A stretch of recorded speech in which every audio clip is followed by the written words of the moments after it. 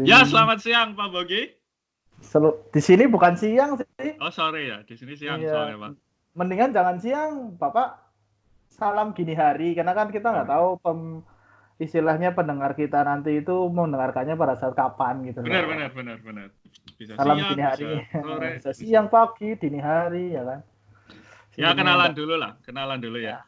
Saya Alif Susardi, dulu sekolah S1-nya di Kimia ITB. Kemudian lanjut di Material Science di Universitas Tsukuba, kemudian doktor, sekarang sedang ya nulis-nulis lah di Edinburgh University. Ya, risetnya waktu S1 itu di bidang semikonduktor padat ya, berarti ya, kimia condensed matter. Kemudian S2-nya masih di condensed matter sampai S3-nya, cuma S2-nya itu ke thermoelectric material, ya tetap semikonduktor sih, cuma aplikasinya lain. Kalau yang S1 kan dulu fotovoltaik. Kalau yang sekarang sih lebih ke fundamental sih, ke kimia fisik, kristalografi, kemudian spektroskopi. Jadi kalau lain waktu mau ngobrolin spektroskopi, kayaknya menarik tuh Pak. Nah, kalau Pak Bogi? Ya, salam gini hari buat pendengar-pendengar. Karena saya Get Bogi Ikmawan, ya berbicara tentang nama yang sedikit aneh, nama saya Get Bogi ya, Get sama Boginya digabung.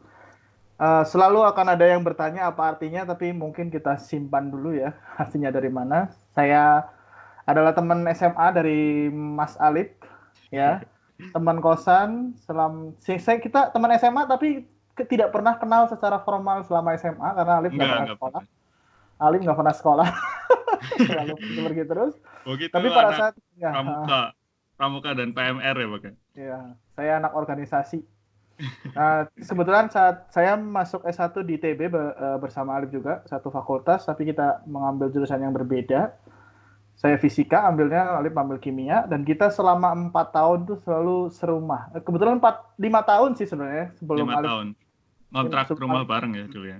Sebelum Alif memutuskan untuk S2, masih ada waktu sebelum berangkat, kita masih satu rumah. Nah, kebetulan dengan itu, kalau Alif berjalan-jalan dari Indonesia ke Jepang kemudian ke Inggris, saya tetap setia di Indonesia. Jadi saya S1, S2, S3-nya, SSI, MSc, dan kebetulan alhamdulillah tahun ini akhirnya selesai juga. Saya dapat gelar doktor. Selamat Pak Bogi. Sayang ya, tapi ya wisudanya kan dibatalin kemarin ya.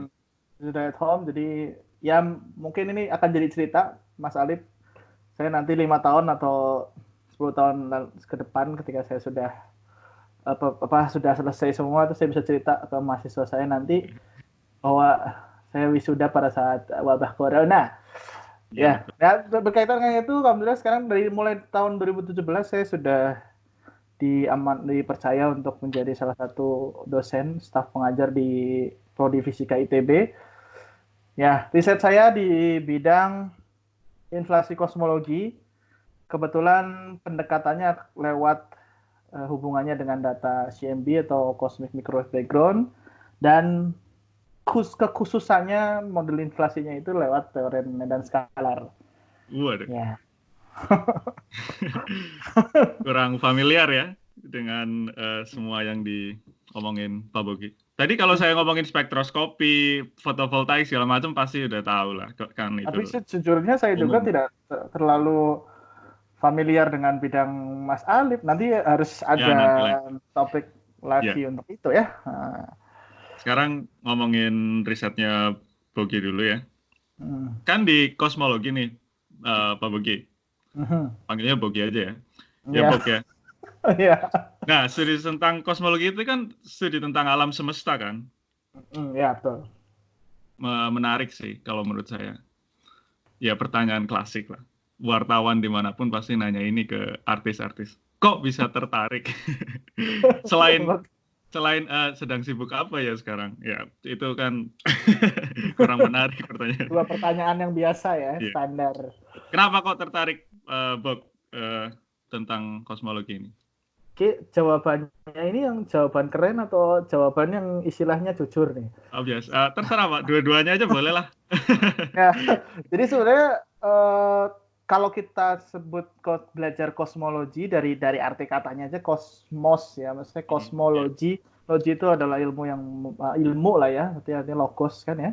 Kosmo itu dari kosmos, artinya alam semesta. Ya sederhananya adalah mempelajari tentang alam semesta, tapi di sini secara khusus kosmologi itu mempelajari alam semesta secara satu kesatuan utuh gitu loh. Artinya kita mempelajari alam semesta itu menjadi satu organisme di mana perkembangannya dari lahir hingga kemudian sampai sekarang bisa diamati. Kenapa tertarik akhirnya? Itu karena belajar kosmologi itu jelas sistemnya adalah sistem yang paling besar di dunia ini, alam semesta. Artinya laboratoriumnya itu bukan laboratorium yang istilahnya bisa kita dengan mudah rekayasa di lab. Jadi kalau misalnya ditanya, kalau saya berlab fisika teoretik itu ada labnya, kosmologi itu punya lab, tapi labnya itu tidak terbatas ya. Yang bisa kita lihat. Ya, kita lihat. Karena bahkan nanti ya mungkin kalau ini spoiler, mungkin kalau bicara kita sampai situ, yang kita pelajari sebagai alam semesta sekarang adalah yang bisa kita amati aja, yang disebut visible. Oh iya benar. Soalnya kan kita nggak bisa rekayasa ya. Kan kalau di ilmu-ilmu kimia misal, kan kita nyampurin ini, nyampurin itu, kita rekayasa sistemnya. Kalau di kosmologi nggak mungkin kan, nabrakin black hole gitu. Iya, karena ya bahkan waktu itu mungkin pernah dengar juga ada yang berhasil memfoto black hole, itu baru fotonya aja yang berhasil. Istilahnya, bayangkan istilahnya berhasil difoto, itu baru foto ya.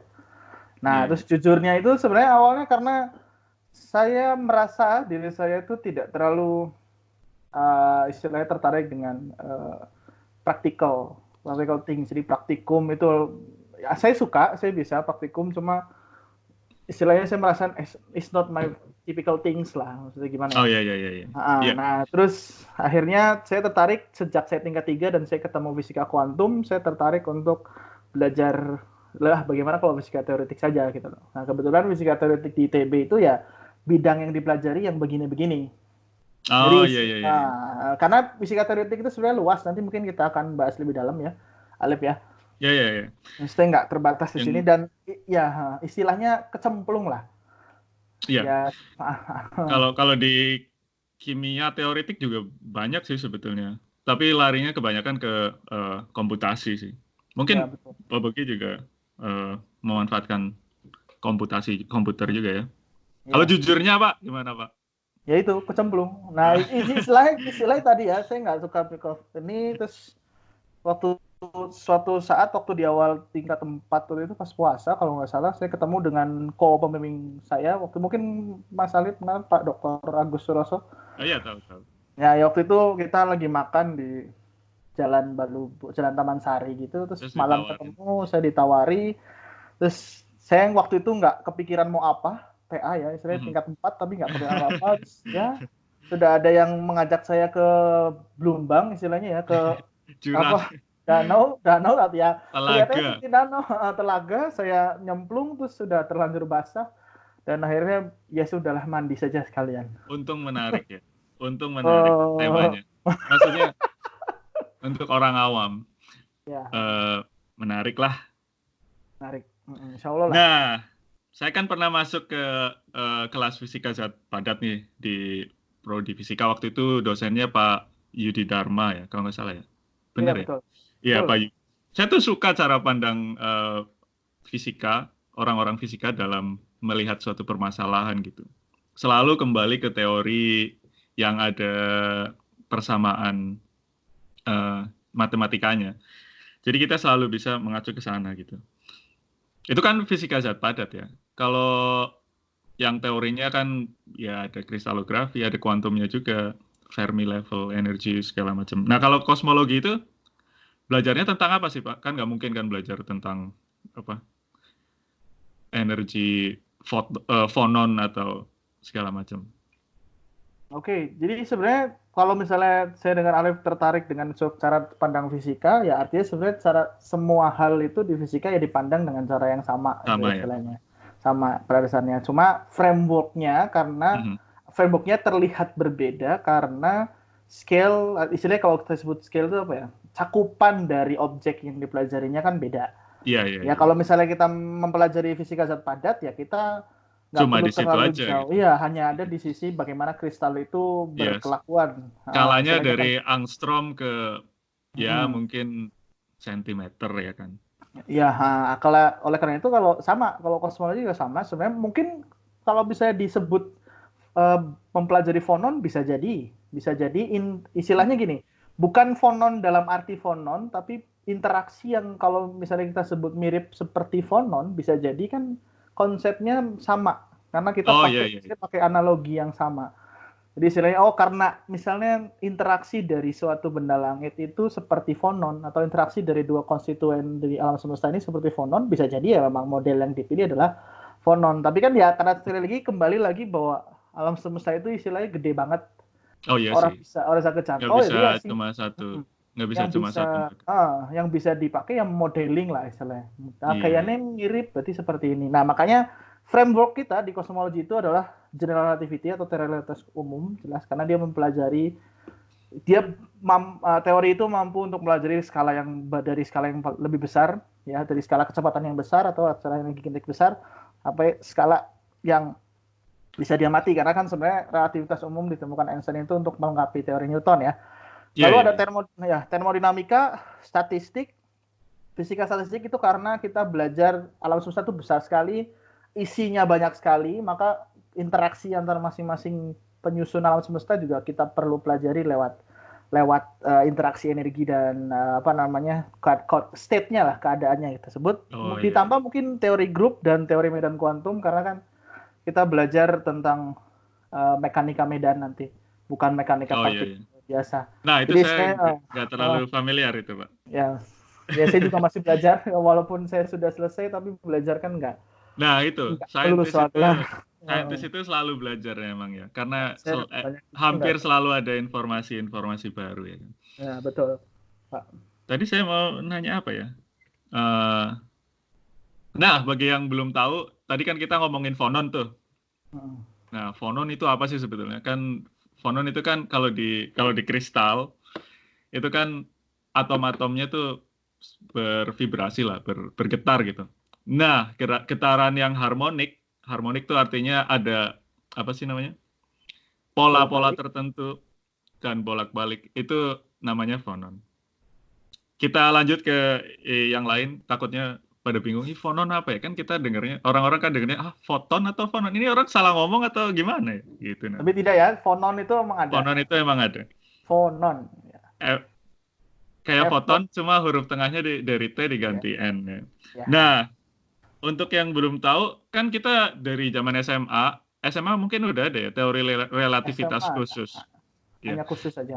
Hanya khusus. Nah, kalau teori relativitas khusus itu kan belajar tentang pengerutan semacam panjang, berat. Kalau benda tersebut bergerak mendekati kecepatan cahaya kan ya Pak ya. Ini teknologinya udah dipakai sih di GPS segala macam. Kalau satelit nggak menggunakan teori relativitas khusus, itu kalau nggak salah ketelitiannya itu sampai kilometer. Kalau begitu dimasukin teori relativitas khusus ini, skalanya bisa sampai ke sentimeter. Kalau nggak salah ya Pak, saya bukan orang geodesi juga. Nah, kalau relativitas umum itu seperti apa ya Pak ya? Nah, jadi sebenarnya mungkin ditambahi ya terkait dengan relativitas khusus. Jadi sebenarnya relativitas khusus itu ditemukan sama Einstein ketika dia merasa ada yang aneh terkait dengan ketika dia melihat cahaya. Jadi kayak pada saat itu ilustrasinya kalau mungkin pernah lihat film Einstein dan Eddington, kalau nggak salah film bagus juga. Dia ada di tengah jalan, terus dia lihat kalau itu relativitas umum ya Pak ya? Baru khusus. Oh, itu khusus ya? Oh, ya, jadi sebenarnya gampangnya kalau kita sebut relativitas khusus itu gini.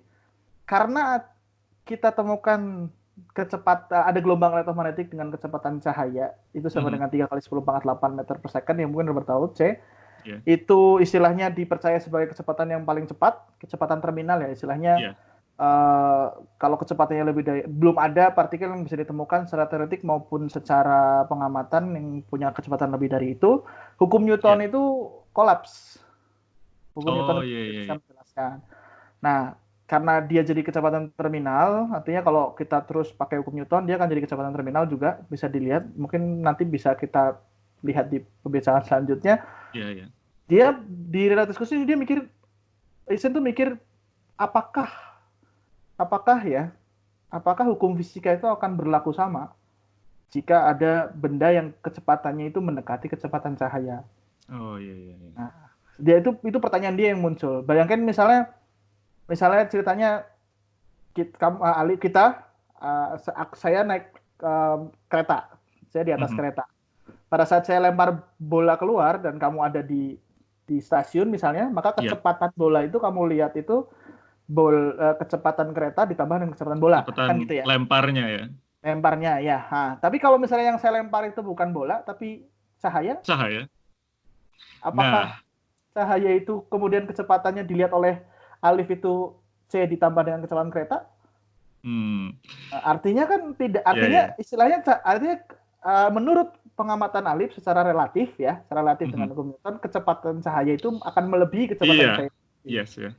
Nah, artinya relativitas khusus sebenarnya dibicarakan Einstein untuk menjelaskan istilahnya konsekuensi dengan adanya C itu sebagai kecepatan maksimal. Maksimal, ya. Ya, sehingga muncul tadi itu yang Alif sebut kayak pengerutan panjang, lalu ada perubahan massa, dilatasi waktu dan segala macam. Nah, tapi di situ gravitasi atau gaya tarik dari medan massa itu belum dilibatkan di relativitas khusus. Jadi padahal gravitasi atau medan massa itu punya andil juga ya di relativitas ya. Ya, karena punya andil kenapa? Karena bahkan benda yang tidak bermassa seperti foton atau cahaya pun bisa melengkung. Oh ya, benar juga. Sesuai pengamatannya Eddington ya. Betul, karena waktu itu kan kalau mungkin film yang bagus juga buat Einstein dan Eddington. Jadi Eddington itu neropong pas gerhana bulan, ya kan? Terus ngebandingin bintang di sebelah sananya gerhana itu sama atau enggak posisinya gitu kan ya? Betul. Kalau nggak sama, berarti ada pelengkungan ruang ya. Iya, karena kan kalau kita ngamatin sesuatu ya, yang mungkin baru didengar, itu sebenarnya cahaya menumbuk benda yang kita amati, lalu cahaya itu masuk ke mata kita atau ke alat yang mengamati. Jadi kalau misalnya cahayanya melengkung, artinya kan istilahnya dia seolah-olah jadi berpindah tempat. Nah, kalau di relativitas umum itu ke arah situ, bayangkan kalau istilahnya kalau cahaya saja bisa melengkung, artinya dia nggak bermassa, dia kecepatannya ini dia bisa melengkung. Kalau kita libatkan si medan massa sebagai ya kita sebut gravitasi sebenarnya medan massa itu kan, maka ya artinya Einstein menawarkan bahwa yang namanya medan massa, sumber massa itu membuat alam semesta, alam semesta itu melengkung. Sehingga akhirnya karena disebut relativitas karena ada lengkungan ruang waktu, ya artinya dua titik pada ruang waktu atau alam semesta yang melengkung tersebut itu pasti punya pengamatan yang relatif satu sama lain. Oh iya. Nah, jadi relativitas umum itu lebih kepada gravitasi berarti ya. Iya. Kalau relativitas khusus kan ke kecepatan. Ya, maka dari itu saya tambahin juga terkait dengan yang tadi GPS. Sebenarnya koreksinya di GPS itu nggak hanya relativitas khusus. Oh, jadi medan gravitasi bumi juga dimasukin ya? Iya, karena kan pada saat kita pakai GPS, kita kan ngambil data lewat satelit. Satelitnya itu ada di atas bumi, kira-kira jaraknya berapa ratus kilometer lah ya. Jauh sekali ya, pokoknya jauh lah ya. Di atas, sehingga dia mengorbit bumi. Artinya saat itu medan gravitasi dari yang dialami oleh kita di bumi dan satelit itu berbeda. Lain ya, jadi jamnya jam yang kita punya lain sama dia. Sebenarnya kan dia kalau nggak salah GPS kan dia cuma ngirim nge-broadcast jam yang dia punya di atas kan. Terus dimasukin ke HP terus dihitung waktunya. Nah, tapi kalau ada perbedaan medan gravitasi, nanti akan muncul juga yang namanya dilatasi waktu tambahan, koreksi dari relativitas umum. Oh iya. Jadi koreksi untuk GPS itu lebih lengkap ketika dua itu ditambahkan. Digabungkan ya. Nah, mungkin orang-orang kebanyakan rada familiar juga nih sama relativitas ini dari filmnya siapa sih namanya? Nolan. Iya, Christopher Nolan yang namanya Interstellar itu kan. Jadi kan si pilotnya tuh waktu dia ngirim video ke anaknya yang di bumi kan selisih waktunya besar banget tuh kan. Ayahnya masih muda, anaknya udah tua, udah menua gitu. Itu tuh berarti emang dari itu tuh karena pesawatnya dia naikin itu cepat atau memang ada general relativity juga Pak di situ Pak? Nah, ini saya mau nanya dulu nih. Ini scene yang mana? Scene saat Oh benar dia juga. masuk, ya saat dia Dia kan masuk ke, masuk wormhole juga ya? ya jadi kan sebenarnya kalau kita recap ya, itu sebenarnya tuh kayak istilahnya dia itu mencari tempat untuk bisa pergi dari bumi kan ya. Iya, iya. Tapi terus Secara cepat. terus mereka ceritanya nemu wormhole sehingga Hmm. mereka ada tim ekspedisi untuk bisa dikirim ke sana gitu loh ya. Oh iya, iya. Terus dia Nah, muncul di mana gitu ya? ya, sebenarnya wormhole itu secara teori itu sebenarnya wormhole itu kita Lubang sebut juga cacing. dengan nama lubang cacing itu bahasa biasanya ya. Itu kita sebut dengan Einstein-Rosen Bridge di mana dia itu ya artinya lubang yang istilahnya bisa menembus ruang dan waktu lah, sebenarnya Oh gampangnya iya, gitu. iya. Gampangnya gitu. Jadi pada saat dia masuk itu sebenarnya GR jelas kalau kita belajar dengan black hole, kita belajar tentang diagram konformal, kita bisa tahu bahwa kita bisa pergi ke masa depan yang jauh sekali, kita juga bisa Mhm. pergi ke masa lalu yang jauh sekali, tergantung dari black wormhole itu bentuknya seperti apa. Cuma Iya, iya, secara iya. konsep itu ada, tapi sebenarnya ya itu kan Secara istilahnya pengamatan belum ada ya Pak ya? pengamatan ya black hole juga baru fotonya aja kan. Nah, jadi kalau scene yang itu ya itu hanya wormhole saja. Mungkin yang dimaksud Alif itu scene ketika si pilotnya itu masuk ke black hole Masuk besar. ke iya ya ke Ya, apa? Gargantua. Apa sih namanya? Horizon. Iya, Gargantua kan ya, Event Ya, Horizon dari ya Event Gargantua. Waktu itu kan, Horizon nih. iya. Kenapa saya tahu saya suka banget sama film itu soalnya. Jadi ceritanya si kalau nggak salah namanya Cooper ya, pilotnya itu Oh masuk iya, ke Cooper. black Anaknya hole juga besar. Cooper namanya. Iya kan keluarga. Jadi masuk ke Gargantua black hole besar terus somehow tiba-tiba dia bangun terus dia bisa bisa istilahnya bisa pergi ke waktu manapun pada saat dia bisa memberi apa namanya pesan ke anaknya ya kalau nggak salah waktu itu ya. Iya kan. Ya, sebenarnya kalau dilihat dari situ ya, itu sebenarnya pada saat dia masuk black hole ya, ceritanya ya, kita sebut saja dia bisa masuk black hole ya. Iya, iya. Sebenarnya masuk ke black hole itu adalah hal yang sebenarnya tidak mungkin sebenarnya, tapi ya kita anggap dia sudah masuk. Nah, Iya, saat dia masuk disebutnya di situ dia sebagai istilahnya kok kamar 5 dimensi. iya. Ya, Kamar jadi 5 dimensi. Kan ya, kita jadi taunya ada hmm, 4 tuh Pak. ya, Kan ruang dimensi itu ada dimensi ruang itu ada 3, X, Y, dan Z. Kalau yang ya, orang umum tahu kan. hmm. Terus ada dimensi yang keempat yaitu waktu. Kalau dimensi kelima itu apa Pak? Di situ ya? Nah ini mungkin jadi nggak apa-apa ya kita bahas ya Pak ya. Ah, nggak apa-apa, San. Nah ya, jadi istilahnya yang namanya dimensi itu adalah bagaimana kita mengukur sebuah besaran di dunia ini. Kenapa kita punya dimensi ruang kita punya ruang istilahnya kita dimensi ruang kita 3 ya karena yang kita bisa amati sekarang Yang kita dengan mata rasakan cuma ya yang kasan depan 3 ya belakang kan? kanan kiri atas bawah kan ya kalau miring ya miring kan kombinasi dari 3 itu. Mhm. Ya kan kita tidak bisa mengamati dimensi tambahan. Iya, betul. Nah, terus waktu ya kita bisa mengukur waktu karena saat bertambah kayaknya berubah jadi satu titik ke titik yang lain, entropi kita berubah. Entropi itu Iya, juga akhirnya dikonversi sebagai waktu. di waktu ya. Kan begitu ya.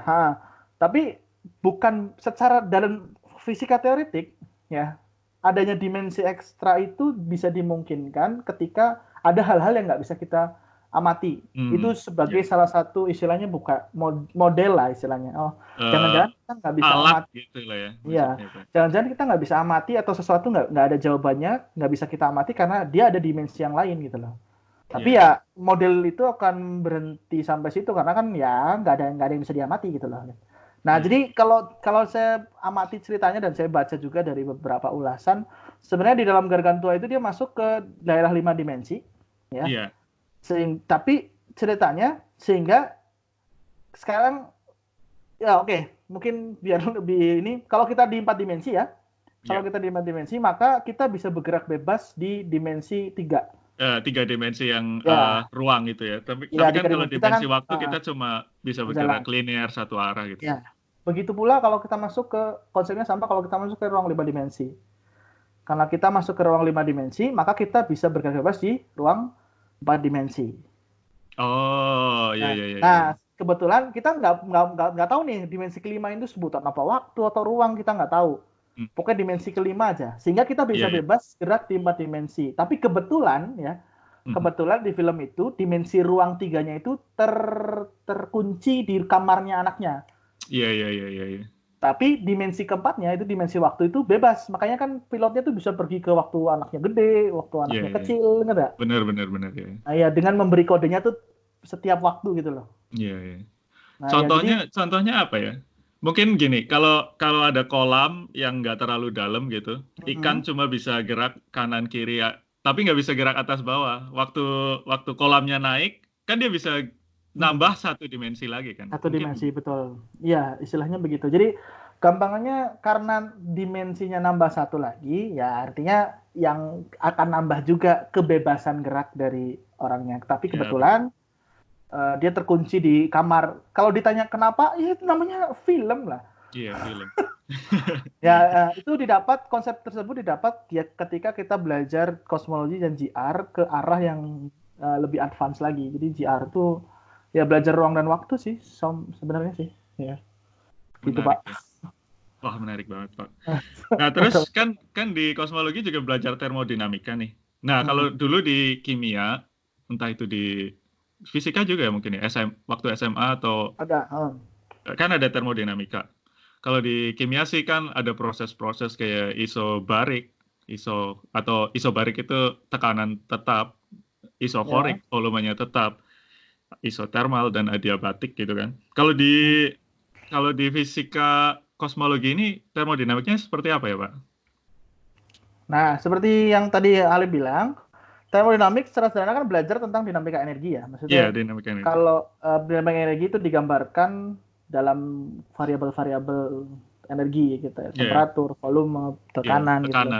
Ya, di mana setiap keadaan dalam semesta juga bisa digambarkan, setiap titik di alam semesta juga bisa digambarkan dalam keadaan-keadaan energi tersebut. Artinya ya sebenarnya kalau berubah dari satu keadaan ke keadaan yang lain ya belajar termodinamika. Cuma kan istilahnya yang namanya belajar itu kan berkembang ya, istilahnya dari SMA diajarin yang makro dulu, lalu kemudian naik masuk ke kuliah fisika dan naik terus levelnya hingga akhirnya bisa kita pelajari. Problematikanya banyak, tambah banyak. Tapi pada dasarnya ya yang dia dipelajari di kosmologi ya konsep yang sama, artinya itu harus tahu lah istilahnya. Kalau yang cuma sekedar isobarik, isokorik itu ya harus tahu. Ya, saya itu juga dipelajari. Tapi levelnya ke lebih mikro yaitu statistik. Karena kan sekali lagi kita belajar alam semesta. Ya, artinya kita kan nggak belajar misalnya planet 1 atau bintang 1 ketemu dengan bintang kedua kayak apa secara umum. Jadi lebih ke bagaimana distribusi partikel itu berubah terhadap waktu.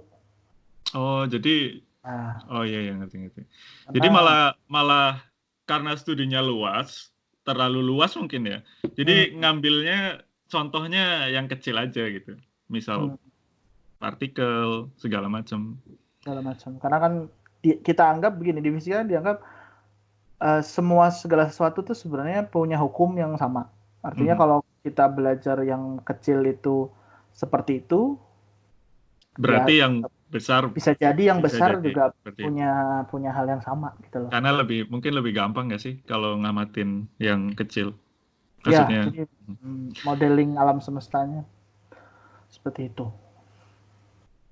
Jadi nggak ada istilah isobarik, isokorik segala macam ya?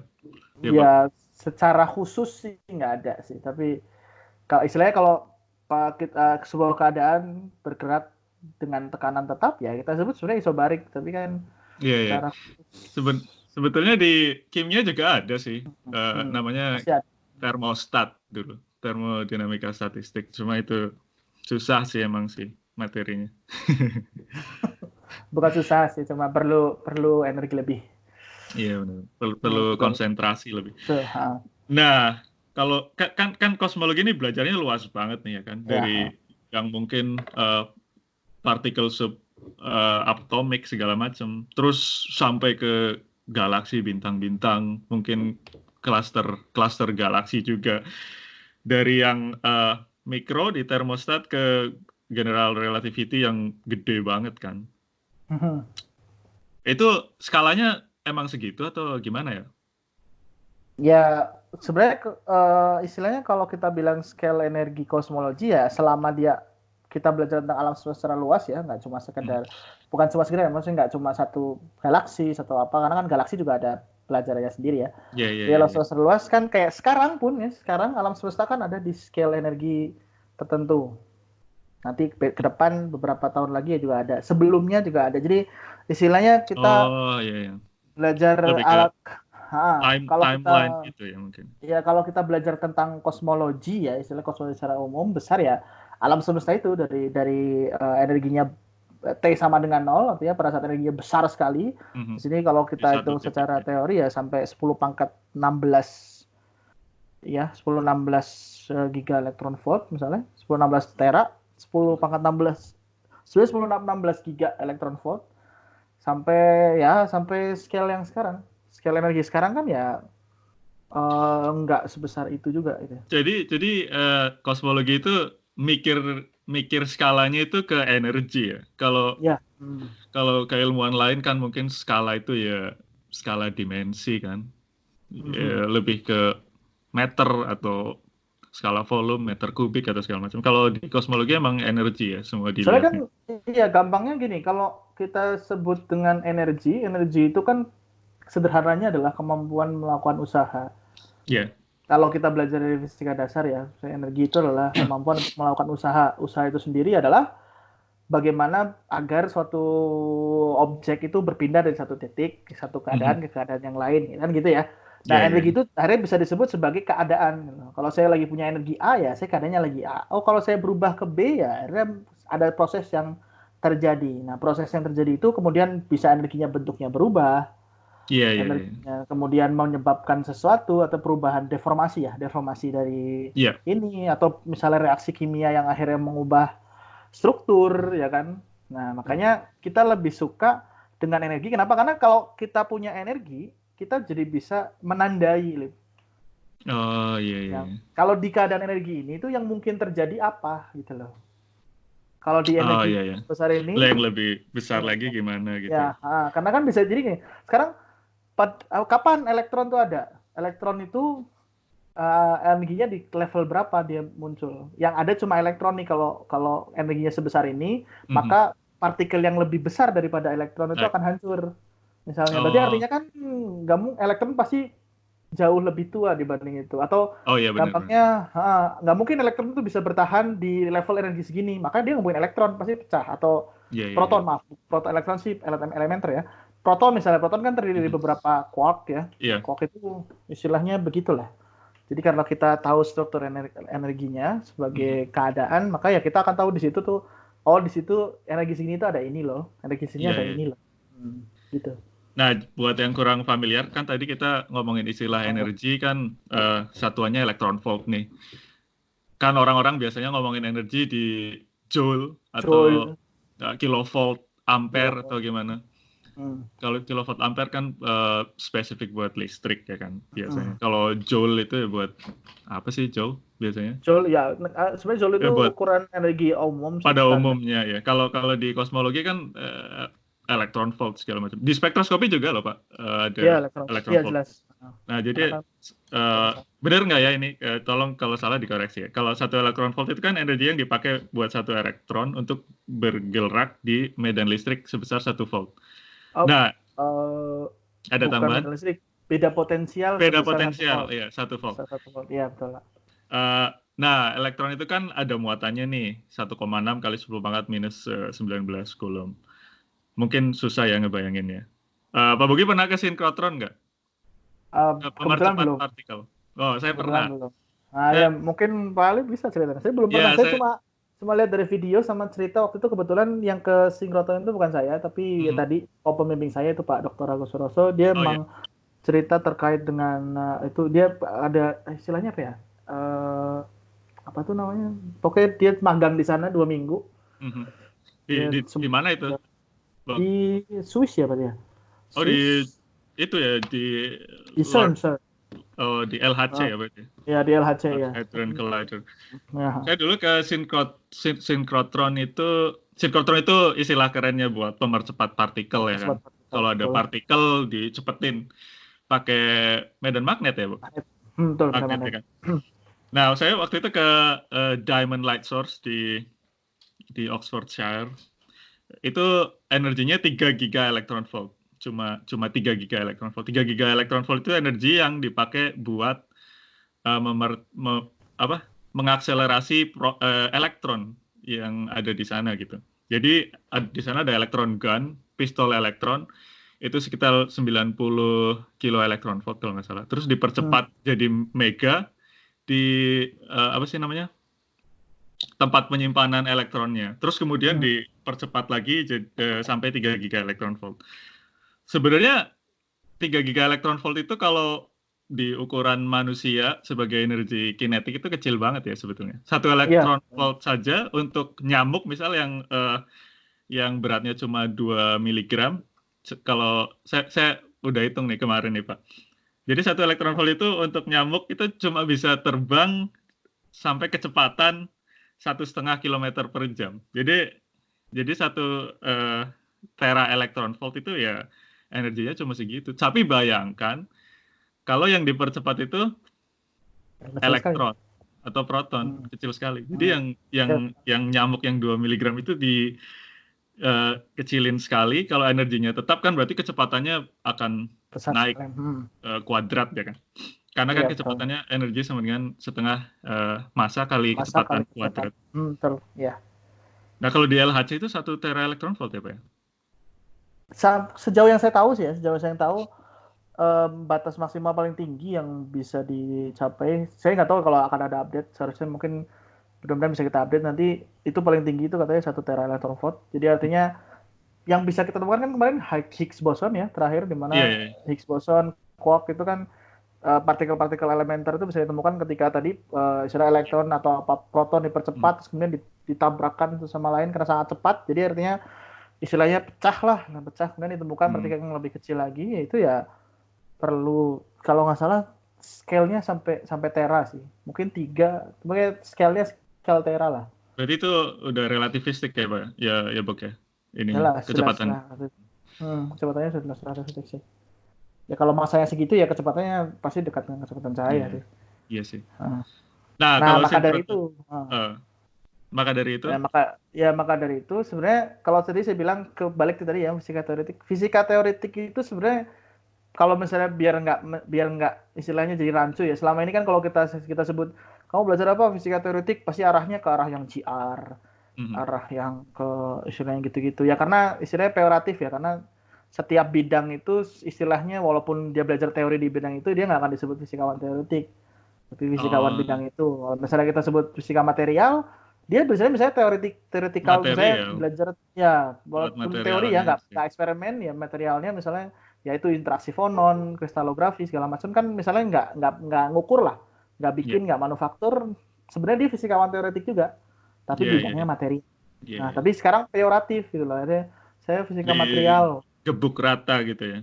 Ya, jadi artinya pada saat ini kalau kita sebut theoretical physics, ya pasti itu. Jadi artinya sebenarnya kalau di bidang-bidang yang seperti ini, yang energinya perlu tinggi, karena kita belajar alam semesta di awal itu pada saat state alam semesta energinya tinggi ya kan, disebutnya theoretical high energy physics. Makanya di ITB atau fisika teoretik energi tinggi. Energi tinggi ya. Jadi makanya di ITB kalau misalnya nanti mungkin ada yang mendengarkan dan di ITB ada kelompok kalian saya itu adalah kelompok kalian fisika teoretik energi tinggi. Iya. Ya kalau yang tertarik bisa ke Jalan Ganesha. Boleh. Nanti kalau corona sudah selesai mungkin bisa main ke prodi fisika ya. Iya. Cari apa tadi? Fisika teoretik energi tinggi. Energi tinggi. Iya, betul. Nah, tadi kan ngomongin pemercepat partikel tuh. Jadi sedikit beda sinkrotron yang saya kunjungi waktu itu untuk ngukur struktur kristal, kan yang dipercepat elektron. Pas elektron dipercepat belok itu kan dia ngeluarin energi radiasi elektromagnetik lah. Nah, energi elektromagnetik itu yang dipakai buat macam-macam. Untuk kasus saya sih buat difraksi kristal. Nah, kalau di LHC kan yang dipercepat hadron ya Pak ya? Hadron itu apa? Ya, hadron. Hadron itu istilahnya atom-atom partikel-partikel berat. Oh ya. Ya, Kalau ya elektron kan misalnya, lepton ya. ya lepton. Lepton itu ringan, hadron itu Ringan. berat. Hadron partikel berat, sehingga istilahnya kan diharapkan partikel yang berat tersebut nanti kalau kecepatannya tinggi, maka nanti energi kinetiknya besar, sehingga nanti kalau misalnya ditabrakkan dengan partikel lain yang juga energi kinetiknya besar, dia akan bisa mengalahkan menghilangkan istilahnya ikatan yang ada di dalam ya intrinsiknya. Ya mungkin nanti harusnya dibahas. Nanti ya. nanti kita obrolin. Obrolin lagi itu. Berarti ada meson nggak sih Pak? Meson ya ada kan. Kalau kita sekarang kan kalau kita sebut partikel elementer itu udah berubah ya. Mesti partikel elementer nggak elektron masih partikel elementer, masih lepton ya. Tapi proton sudah bukan lagi partikel elementer. Ada lagi. Ternyata proton itu terbagi menjadi 3 quark gitu, kalau nggak salah up down gitu, kalau nggak salah. Strange charm. Ya, ada ya quark itu istilahnya. Ya, jadi ada 6 quark baru ditemukan secara teoretik, kemudian ditemukan juga di LHC. Ada juga neutron yang mengisi inti itu ternyata juga bukan jadi partikel elementer lagi, tapi ya istilahnya gara-gara ada kita belajar tentang ini ya, tentang scale energi dan kita memanfaatkan energi ini, kita bisa manfaatkan untuk mencari sebenarnya. Kan selama ini pada saat mungkin di SMA, SMP, SD itu mikir atom adalah yang tidak terkecil, tidak bisa dibagi lagi. Ternyata atom tersusun dari elektron ya. Ya, proton, elektron dan neutron. Nah, ternyata proton dan neutron yang dalam inti itu juga bisa dibagi lagi dengan hal yang lebih kecil. Ya, begitu pula nanti dengan ada partikel-partikel yang lain. Suatu saat lagi kita bahas partikel ya. Kita malah bahas partikel nih. Ya. Kita kembali ke kosmologi. Nah, sebetulnya kalau fisika partikel kan tujuannya buat nyari tahu tuh apa sih ya yang sebenarnya partikel-partikel ini tuh yang nyusun apa sih gitu kan. Kalau fisika zat padat ya mungkin tujuannya nyari material yang terbaik untuk tujuan tertentu gitu. Sintetik juga begitu. Nah, untuk kosmologi itu tujuannya apa ya Pak? Ya, karena mempelajari alam semesta, maka sebenarnya tujuan akhir belajar kosmologi ya menemukan ya model mungkin persamaan atau teori yang bisa menjelaskan evolusi alam semesta yang sesuai dengan yang diamati. Pada saat T sama dengan 0 lahirnya seperti apa, T sama dengan sedikit di atas 0, lalu bisa juga untuk ke depan. Untuk masa depan alam semesta gimana ya, gitu ya. Bahkan masa depan. Cuma kan di sini karena objek penelitian kita itu kan objek yang kita duduki sekarang. Jadi kita berkembang bersama dengan yang kita pelajari sekarang. Artinya ya ilmunya akan terus berjalan seiring dengan perubahan ini. Karena kan sebenarnya kalau kita percaya bahwa kita sebisa-bisanya kita memprediksi masa depan, maka apapun bisa terjadi di masa depan, ya kan? Iya. Bisa jadi teori yang kita punya sekarang nih udah bagus sekali, misalnya dari T sama dengan 0 sampai T sama dengan sekarang nih. Tiba-tiba besoknya tiba-tiba sesuatu terjadi di luar dari teori itu. Iya. Harus direvisi lagi ya. Harus di-adapt ya, misalnya di-overcome, misalnya artinya ada sesuatu. Kan artinya yang perlu dicari adalah dia berubah. Dia sesuatu yang aneh, anomali, apa yang menyebabkan anomali tersebut, apa yang harus diubah. Nah, artinya kan ada scale energi yang bisa ditandai nih misalnya. Di energi segini itu ternyata alam semesta tiba-tiba seperti ini. Nah, tiba-tibanya kenapa gitu loh. Nah, makanya ilmunya berkembang sesuai dengan pengamatan-pengamatan baru. Berkembangnya teknologi pengamatan. Semakin canggih pengamatan, semakin detail datanya, semakin bagus. Nah, kalau bicara tentang alam semesta dari lahir juga sebenarnya masalahnya masih banyak di kosmologi nih. Mesti nggak usah kita berpikir tentang masa depan ya. Mesti kita berpikir tentang masa lalu. Istilahnya itu juga masih banyak masalah karena kita nggak tahu sama sekali istilahnya pada saat T sama dengan 0 itu seperti apa. Nggak taunya itu bukan berarti tidak punya model ya, tapi kita nggak bisa mengamati sampai ke sejauh itu ya. Artinya verifikasi terkait apa yang terjadi dengan di T sama dengan 0. Kalau saya sebut T sama dengan 0 itu awal alam semesta baru lahir. Waktu Big Bang beneran baru bang gitu ya. Dan baru jangan baru netes lah istilahnya. Kita nggak tahu. Nah, terus tapi kan kita tahu kalau pada saat T sama dengan 0, kita kan sekarang belajar, kalau misalnya mungkin yang lain yang dengerin ini belajar fisika, kalau kita belajar Newton, terus kemudian belajar listrik, belajar termodinamik gitu kan. Itu seolah-olah semua seperti ilmu yang berbeda-beda kan. Iya. Tapi bayangin kalau alam semesta itu sekarang jadi T sama dengan 0 kecil banget gitu loh. Oh iya. Tapi seharusnya jadi, semua teori bisa disatukan gitu. Ya. Kalau kita bisa tahu apa yang terjadi di T sama dengan 0, kita bisa jelasin, artinya kita seharusnya bisa menjelaskan semua teori fisika yang sekarang itu dari teori itu. Makanya teori aja ya. Ya, pernah dengar kan sebutan tentang theory of everything, waktu itu ada filmnya sih ya. Iya. Tentang Hawking. Stephen Hawking ya. Hawking ya. Jadi sebenarnya Stephen Hawking kan lanjutan dari Einstein sebenarnya punya cita-cita besar sebelum dia meninggal adalah menemukan itu. Cuma somehow dia keburu, ya memang sudah waktunya. Memang mungkin ini. Jadi menemukan teori besar, ya, theory of everything yang berkumpul jadi satu. Begitu. Nah, kan tadi ngomongin theory of everything ya. Intinya kan semua teori disatuin jadi satu. Emang yang sekarang itu ada berapa teori sih? 4 ya kalau nggak salah ya. Jadi maksudnya hukum dasar fisika, 4 interaksi fisika maksudnya. Iya, jadi sebenarnya istilahnya kalau kita sebut teori kan ada banyak ya. Sebenarnya teori-teori banyak itu sebenarnya menjelaskan tentang interaksi-interaksi besar yang ada di fisika, yaitu interaksi elektromagnetik, interaksi lemah, interaksi kuat, dan gravitasi. Jadi elektromagnetik dia perantara radiasi foton itu. Iya. Ya, lalu lemah dan kuat dia ada beberapa boson yang merupakan istilahnya partikel untuk Z sama W ya. Z sama W ya, betul.